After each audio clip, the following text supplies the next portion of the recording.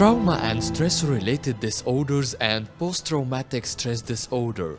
Trauma and stress-related disorders include disorders in which exposure to a traumatic or stressful event is listed explicitly as a diagnostic criterion. These include reactive attachment disorder, disinhibited social engagement disorder, post-traumatic stress disorder, PTSD, acute stress disorder, and adjustment disorders. Placement of this chapter reflects the close relationship between these diagnoses and disorders in the surrounding chapters on anxiety disorders, obsessive compulsive and related disorders, and dissociative disorders.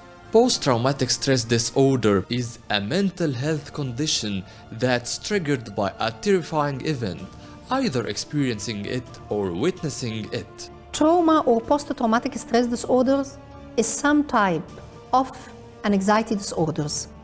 It means that the patient, when he has trauma and the trauma has a severity, you can say that a woman who found her husband betray her, this is a trauma, and this is completely different from the trauma that she knows that her husband not love her.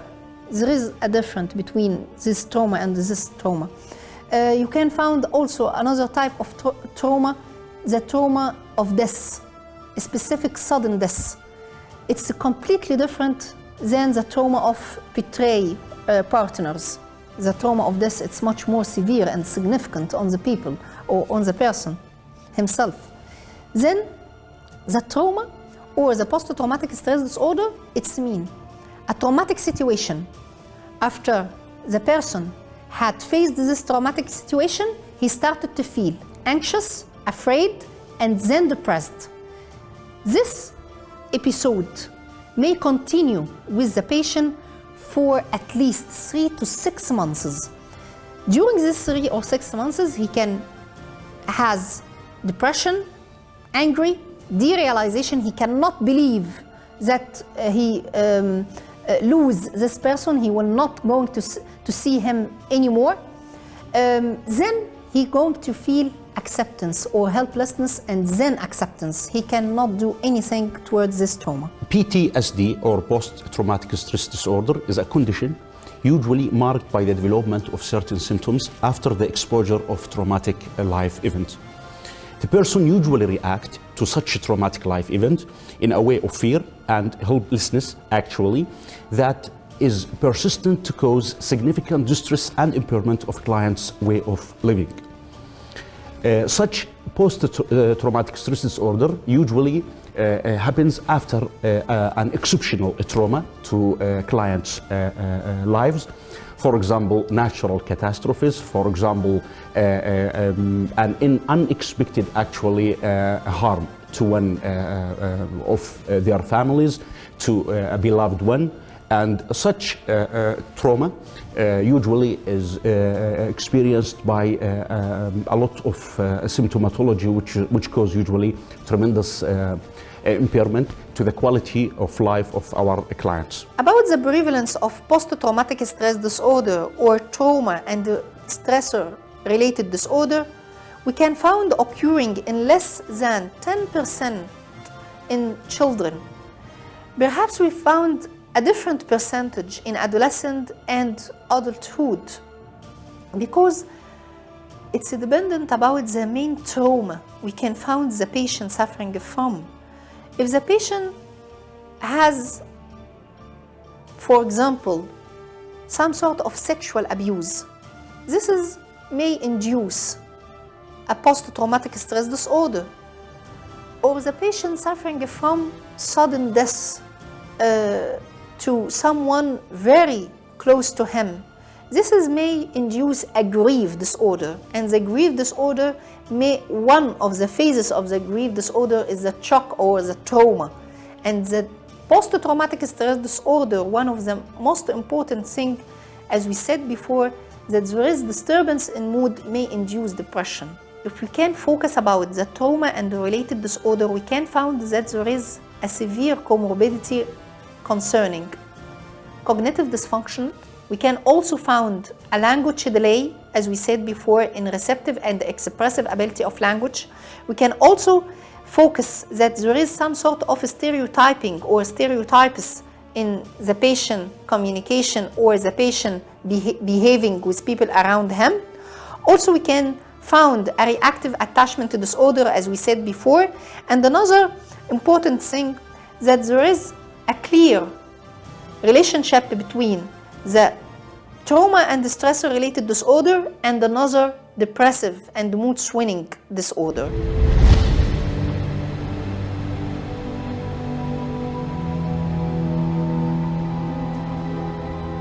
PTSD symptoms are generally grouped into 4 types: intrusive memories, avoidance, negative changes in thinking and mood, or changes in emotional reactions.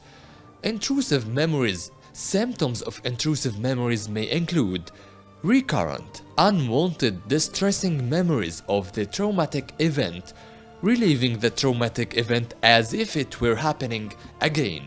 Flashbacks. Symptoms of avoidance may include trying to avoid thinking or talking about the traumatic event, avoiding places, activities, or people that remind you with the traumatic event. Negative changes in thinking and mood. Symptoms of negative changes in thinking and mood may include negative feelings about yourself or other people, inability to experience positive emotions. Feeling emotionally numb, lack of interest in activities you once enjoyed, hopelessness about the future, memory problems, including not remembering important aspects of the traumatic event. Symptoms of changes in emotional reactions. Also, cold arousal symptoms may include irritability, angry outbursts, or aggressive behavior. Always being on guard for danger, overwhelming guilt or shame, self-destructive behavior such as drinking too much or driving too fast. Post-traumatic stress disorder symptoms may start within 3 months of a traumatic event, but sometimes symptoms may not appear until years after the event. These symptoms cause significant problems in social or work situations and in relationships. Signs and symptoms with post-traumatic stress disorder may induce sleep disorders, especially nightmare. We can find the patient in Japan who has earthquake or earth problems. They had nightmares. Or some people who saw the building deterioration and the building getting down has a nightmare or a feeling of panicking. So you may find a relationship between post-traumatic stress disorder and the sleep disorder, especially nightmare and panic disease or panic illness. There are certain diagnostic criteria for post-traumatic stress disorder, and the first and the most important one actually is that the client has exposed to a traumatic life event. And as we said previously, this event should be re-experienced by clients. There is a lot of way actually of re-experiencing such events. In terms of flashbacks, in terms of certain memories, which usually cause the stressful experience of a client. And such a traumatic event usually should cause an avoidance. So clients usually avoid anything that remember them of the stressor. And this avoidance usually occur by avoiding even thinking back about such traumatic events, which may, as I said previously, trigger the distress or the stressful memory, which usually is the cause actually for a case of increased arousal. So there also should be an increased arousal. Biological, sometimes somatic features present.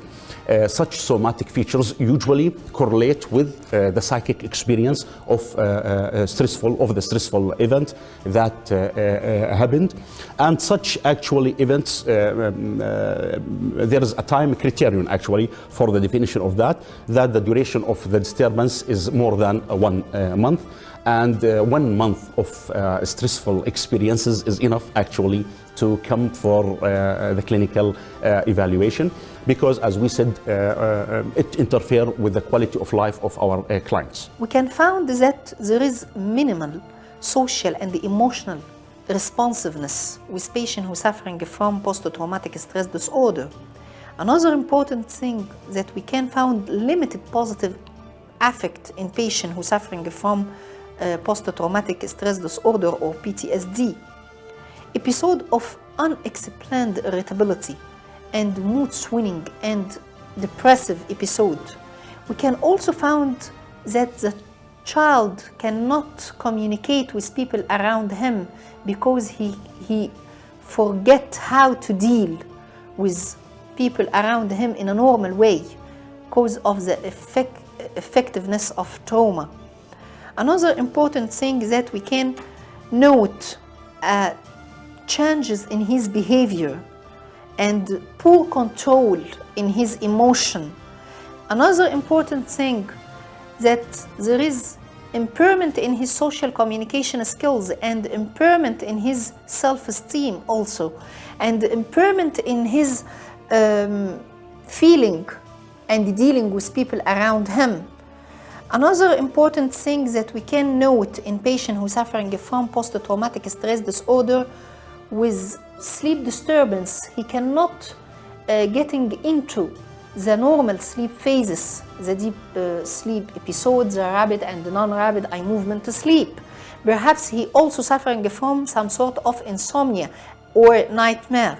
If we can focus about the main differential diagnosis, which make a very clear and significant difference between stress and trauma-related disorder from a side and another psychological disorders, especially in childhood and the adolescent stage. One of the most important differential diagnoses concerning trauma and stress disorders, autism spectrum disorder and depressive disorder, and also learning disability, by the way. Perhaps we can find some sort of studies started to make a differential diagnosis between depressive disorders from a side and trauma and stress-related disorder from another side. And another studies focusing about the relationship between the trauma and the stressor disorder and the depression episode from another side. And most of the recent studies, when establish a differential diagnosis, it's completely make a difference between trauma and the stressor disorders from a side and the depressive and the autism spectrum disorder and learning disability and even mental retardation from another side. For the cultural differences, there are certain cultural differences when we make the diagnosis of post-traumatic stress disorder. Such issue actually depends on the culture and depends on the tolerability of individual to the stressors, which may affect any part of the client's lives. The diagnosis of reactive attachment disorder means it is a disturbance of the pattern of social relatedness. Such disturbance should be made, or the disturbance is usually made before the age of 5. We have two common presentations for reactive attachment disorder. We have the inhibited form as well as we have the disinhibited form.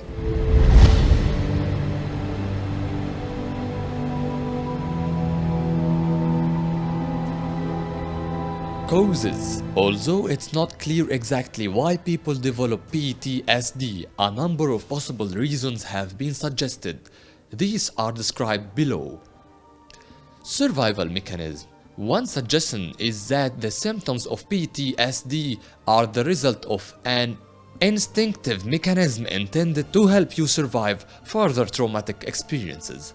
For example, the flashbacks many people with PTSD experience may occur to force you to think about the event in detail, so you are better prepared if it happens again, and the feeling of being on edge may develop you to help you react quickly in another crisis. Adrenaline levels. Studies have shown that people with PTSD have abnormal levels of stress hormones. When in danger, the body produces these hormones such as adrenaline to trigger a reaction in the body. This reaction, often known as flight or fight reaction, helps to deaden the senses and dull pain. Changes in the brain. In people with PTSD, parts of the brain involved in emotional processing appear different in brain scans. One part of the brain responsible for memory and emotions is known as the hippocampus. In people with PTSD, the hippocampus appears smaller in size. It's thought that changes in this part of the brain may be related to fear and anxiety, memory problems, and flashbacks. The malfunctioning hippocampus may prevent flashbacks and nightmares from being properly processed, so the anxiety they generate does not reduce over time. When we started to make an intervention with people who are suffering from post-traumatic stress disorders, the main issue you were going to face it, that to make him facilitate his emotion about this trauma. To say this trauma and to say how much it's affecting on him in his way of thinking, in his way of emotions and way of responses to people around him, and even how much he expects that he's going to face this trauma as a future. If you started by this way or by this approach, you're going to say that the patient started to be improved by 50 to 60%, going to achieve an improvement just in the few first sessions. The prime etiological factor for the formation of post-traumatic stress disorder is the presence of stressor. And as we said previously, this stressor should be an exceptional stressor that causes significant harm to the life of the client or beloved ones. If we can focus about the trauma and its stressors related disorder, we can find that the child who's suffering from stressor related disorder may present social neglect, and this kind of social neglect negatively affecting on his way of thinking and his way of communication with people around him. We can also find that the poverty of environment around him, especially at the early family or the caregiver, which started to learn the child how to deal and how to communicate with the people and the world around him. If the child depriviate from this stimulus and depriviate from the caregiver, so he can present some sort of delay in his developmental ability and in his developmental phases. Specific, the language, expressive and receptive, as we said before. Perhaps also that children with trauma and related disorder may also occur some learning disability because he cannot communicate with people around him, and so that he will start to reduce his communication and learning skills. And also this pattern of risk factors may induce that the patient suffering from a severe anxiety at the future.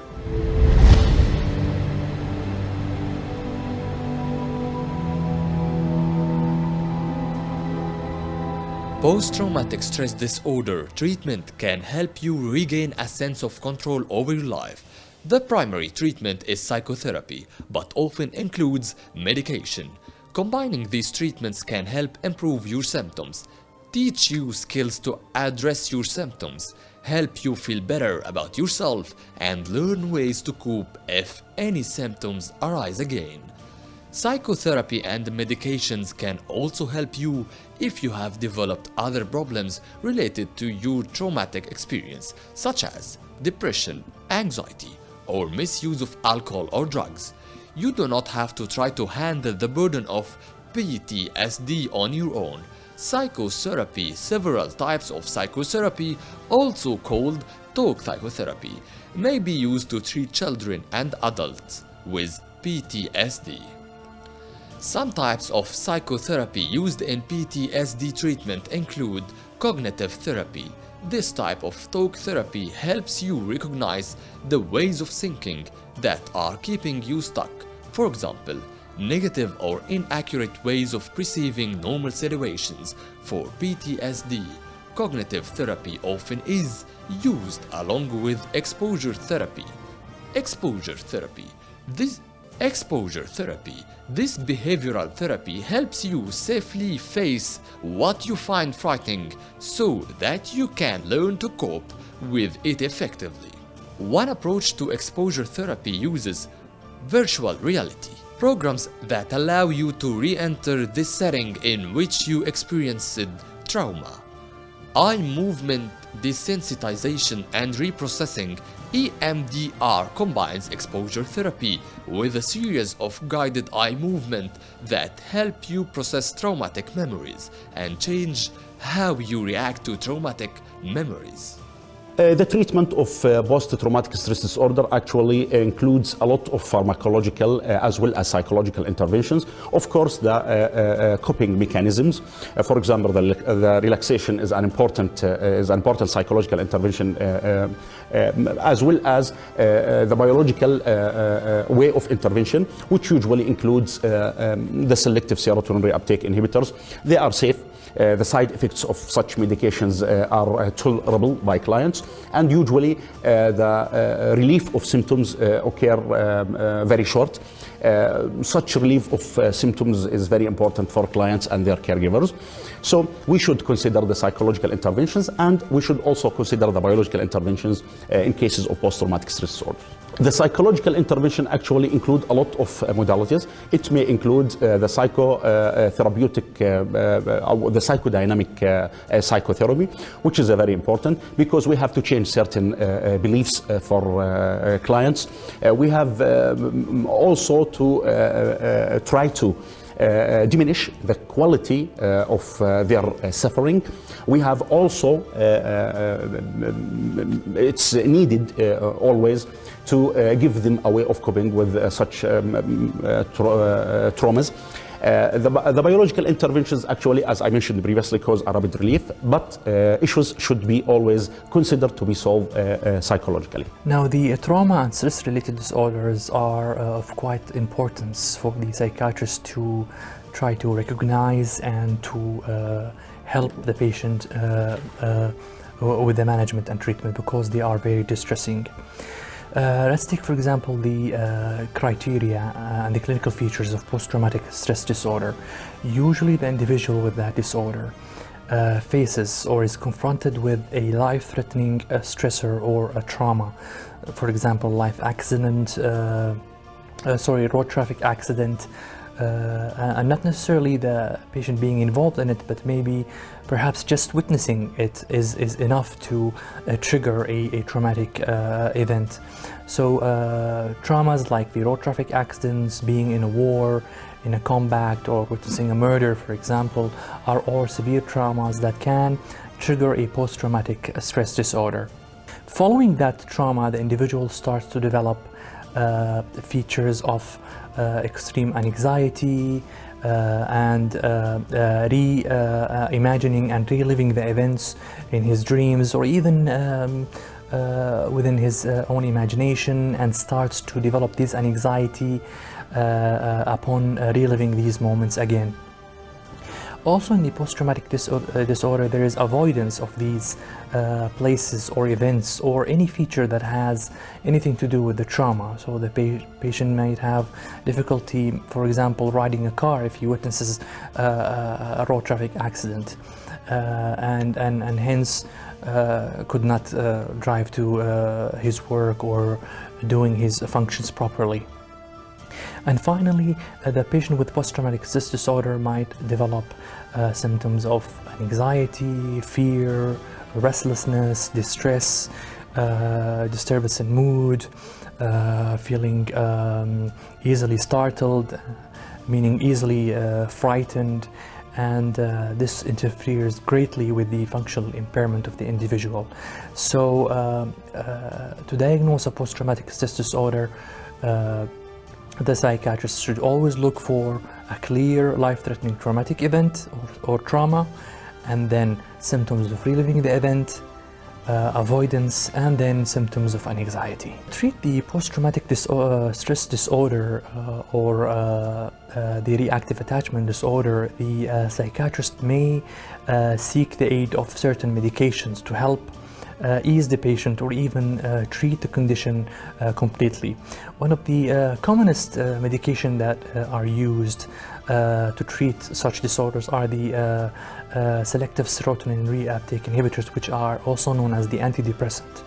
Certain antidepressant can help relieve many of the symptoms of the post-traumatic stress disorder and might even help in treating the disorder in combination, of course, with the cognitive behavioral therapy, which is also known as the psychotherapy. Both the two methods of management can help treat the condition. Other medications that might help also to some extent are small doses of benzodiazepine, which are tranquilizers, might help to some extent in certain individuals, not all of them, to help reduce certain apprehension or anxiety. But the main drugs that can be helpful in these conditions are the antidepressants.